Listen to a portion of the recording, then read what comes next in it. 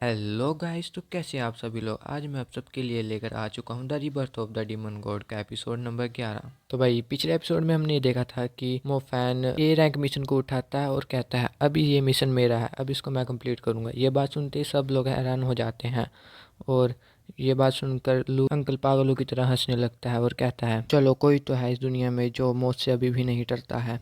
अभी तो मैं वापस जा रहा हूँ पर अभी थोड़े दिनों बाद जब मिशन का टाइम ख़त्म हो जाएगा तब मैं वापस आऊँगा। तभी मास्टर गू लू के अंकल को कहते हैं अभी वो एक बच्चा ही है, आप उसके साथ ये सब मत कीजिए। तभी लू का अंकल वहाँ से चला जाता है। तभी लू का अंकल उन्हें जाते हुए धमकाता है कि मैं 10 दिन बाद एक बंदे को भेजूंगा ताकि वो मिशन के कलेक्ट कर सके। अगर ये चीज़ें मुझे मिल गई तो ठीक है, वरना 10 दिन के बाद ये मोनेस्ट्री यहाँ पर नहीं दिखेगी।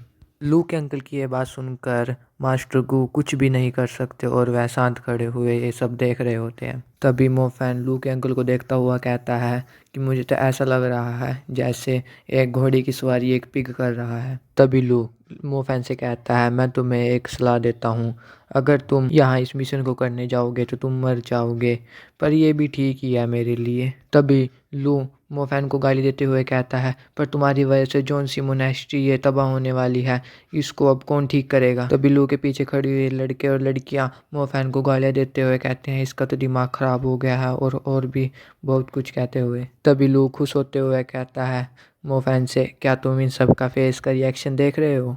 तभी मोफैन उनकी तरफ गुस्से में देखता हुआ अपनी पावर्स को रिलीज कर रहा है और कहता है बहुत हुआ, अब सब चुप हो जाओ।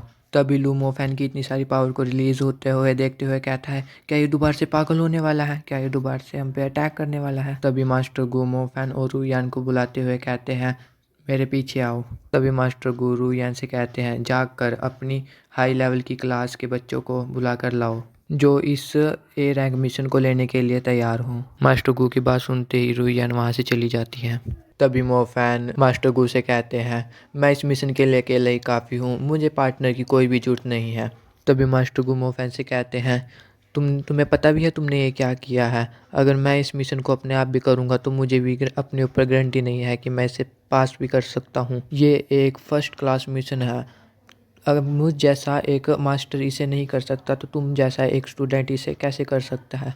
तुम्हें पता भी है फर्स्ट क्लास मिशन में जितने भी लोग गए हैं उनमें से 80% लोग अभी तक मर चुके हैं, और अगर तुम अपनी इस ताकत के साथ जाओगे तो तुम वहां जाते ही तभी मर जाओगे। तभी मोफैन मास्टर गू की बात का जवाब देते हुए कहते हैं मैंने लू को हराया और लू के अंकल के नौकर को हराया, तो फिर अब तो मैंने उन दोनों को हराया है तो अब मुझे कुछ भी नहीं हो सकता वहाँ पर मिशन के दौरान। तभी वहाँ पर पीछे से रुईयान आती है और मास्टर से कहती है मास्टर मैंने सबसे पूछा पर कोई भी इस मिशन के लिए तैयार नहीं है।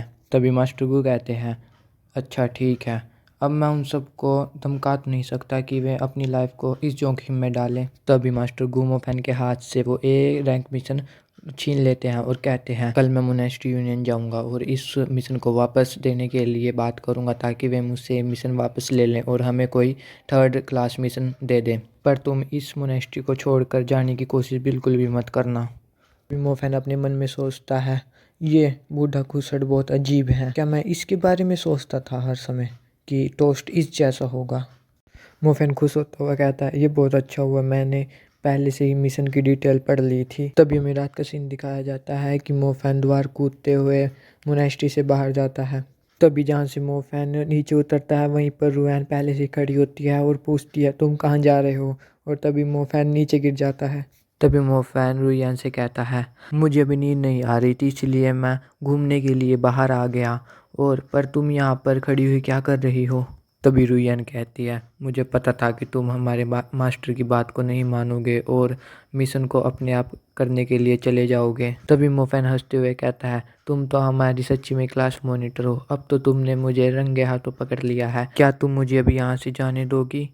तभी मोफैन अपने मन में सोचता है मुझे अब तो इसके आसपास मंडराना पड़ेगा। तभी रुयान कहती है अगर हमारे मास्टर यूनियन में जाएंगे भी तब भी वे उनके माइंड को चेंज नहीं कर पाएंगे।